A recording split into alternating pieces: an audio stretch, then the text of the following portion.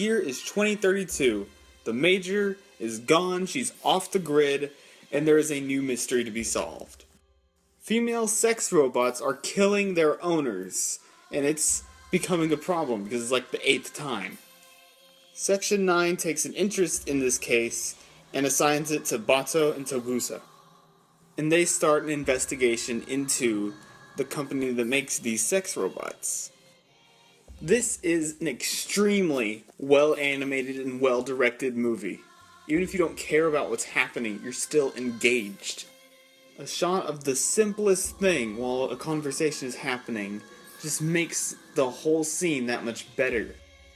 It knows exactly when to cut to another shot in order to keep the conversation visually interesting. Now, I'm not a fan of CG in anime, but this movie incorporates it really, really well, for the most part. The action scenes, the fighting, and the shootouts, they're viscerally satisfying, and they flow so well. The movie also does such a great job of capturing the atmosphere of this futuristic world. You can feel how certain advances in technology have stripped away this society's humanity. The first movie was a 90s sci-fi action thriller. This movie, however, feels more like a neo-noir detective story. And they nail that tone, down to the direction, the music. It all just feels like this noir story. And the little bits of dialogue between Bato and Togusa are funny and they're enjoyable and they make those characters more likable.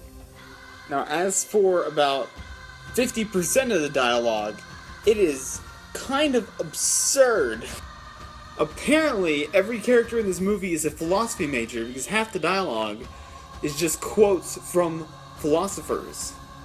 Now, there were plenty of elements of philosophy in the first Ghost in the Shell, but they were subtle, they were ingrained into the story and in the world and the characters. In this, literally, every conversation, people have their own thoughts on robotics and the advancement of technology, and the mystery going on almost feels like a backdrop to all the philosophical dialogue. And honestly, in all this philosophical dialogue, the story gets a little muddled. I started wondering, wait, what's going on? What are they doing here? What?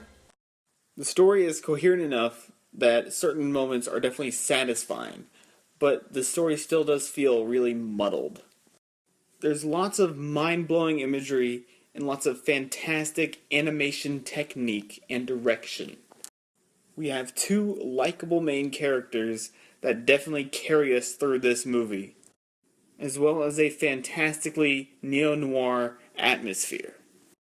However, some on-the-nose philosophical dialogue and a somewhat muddled plot do drag the movie down a bit.